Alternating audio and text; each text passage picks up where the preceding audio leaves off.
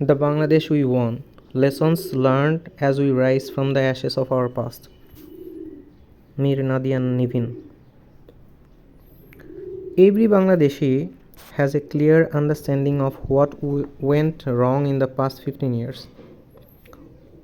Blatant disregard for basic democratic values and principles, complete dissolution of systemic checks and balance through the decline of democratic institutions, unprecedented levels of kleptocracy leading to economic destabilization, law enforcement agencies co-opted as ruling party apparatus, violation of human rights, and, of course, unparalleled brutality. Prior to 2009, though not perfect, Bangladeshis had been living with their own brand of democracy. Both major political parties and their coalitions had experienced being voted in and out, with the usual barrage of corruptions, cronyism, etc., in play during their times. In any case, pre 2009, our expectations from democracy were relatively low to begin with. So, how did things get to these unprecedented depths? The idea here is to the idea here is not so much to rehash the very obvious democratic and institutional failings as stated earlier, which certainly crafted a path for its demise, but to examine from an anthropological perspective, if one may, the deeper contributing factors to see what lessons we can draw from it. As we delve, as we delve into some of these underlying factors that in effect serve as catalyst for a second independence movement, it appears as though Sheikh Hasina failed to understand the basic socio-economic DNA of her own people. The first factor taps into perhaps one of the most defining features of us Bangladeshis as a people, and that is the deep-rooted need for us to be able to express ourselves, our thoughts, and our opinions. Freedom of expression is a right close to our hearts, deeply intertwined with the very essence of our identity. History also stands witness to the fact that the 1952 language movement, led by students, the vehicle for our expression, was the first step towards the formation of Bangladeshi nationalism. Over the past 15 years, through the enactment of repressive and draconian laws, the use of politicized state institutions, and the violent ruling party student wing, extraordinary levels of brutal suppression were perpetrated by the government to curb any form of expression that was not single-minded praise of the Prime Minister and her regime. People have been indefinitely detained, tortured in custody, falsely accused of crimes just for sharing or liking a social media post. Had Sheikh Hasina been able to learn from history or comprehend the essence of her people, in modern terms we call this emotional intelligence, she may have been able to predict that this would only serve to fuel anger and nationalism in people's heart until the moment it erupts, taking down everything in its path. The second factor is the PM not really internalizing the significance of the national youth demographics vis-a-vis creating a culture and personality cult around her father Sheikh Mujibur Rahman. Bangladesh has a youth bulge of over 28%, which translates to almost 46 million people between the ages of 15 and 29. This under 30 population has never seen Mujib or been a part of 1971 independence movement, and as such does not share the same emotional connection the way the older generation does. Therefore, the Mukti Juddher Chetona, a concept leveraged by Hasina et al. To evoke and exploit emotions attached to their hard struggle that brought freedom, did not lend itself to the same extent of emotional manipulation of the younger generation. In fact, Bangladeshi youth saw more clearly than its elders did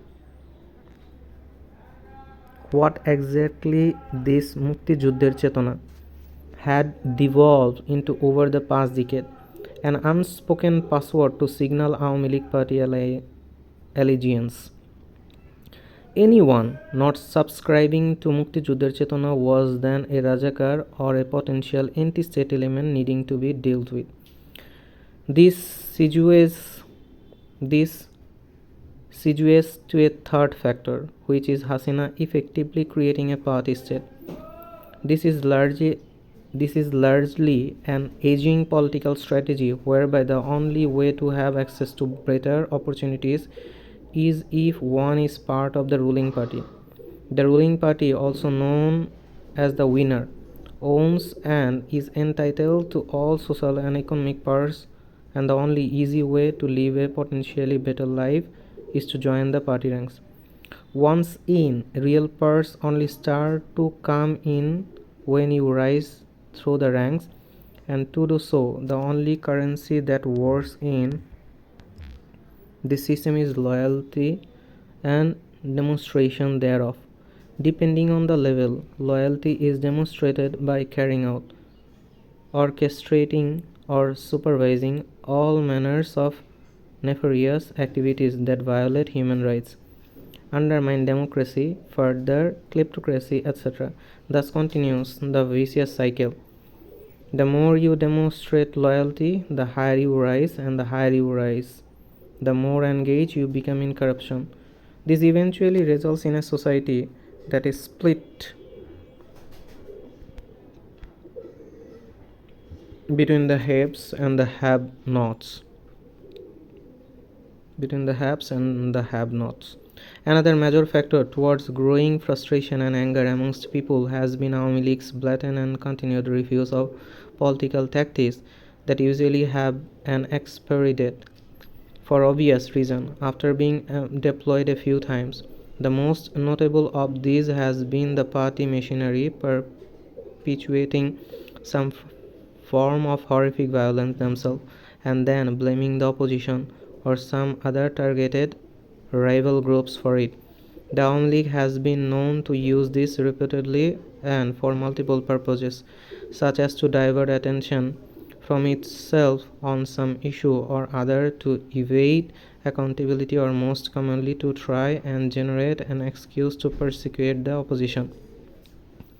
Volumes can be written on it: the loss of lives, waste of national resource, and the ensuing violence notwithstanding. The hubris and the condescension demonstrated in assuming that a whole nation of people are completely devoid of being able to read such obvious ploy is inexcusable. Lastly, and possibly the single most deciding factor leading to the mass uprising, has been the continued rise by the Awami League leadership of its student wing, the Chhatro and the Jubo Leagues, as ruthless tools for oppression and suppression. Given immeasurable powers and zero accountability, the student wing was instructed to keep the general grassroots society in line.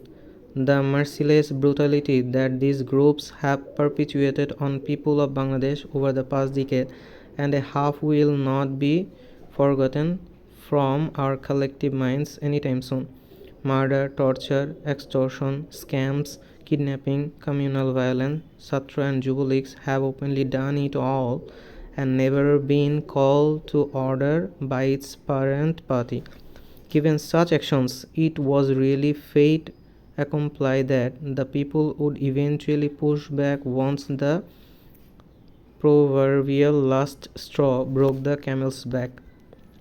Moving forward, as we grab with relief a chance to rebuild our nation, we must learn from these and take corrective actions to ensure we never ever find ourselves as a nation in a remotely similar place again, starting with the reversal of the draconian laws. We will need to ring-fence our freedom of expression and other basic rights in such a way that it can't be dismantled so easily by any ruling regime. Almost 53 years on, it is time that we let go of this cult culture around our independence movement.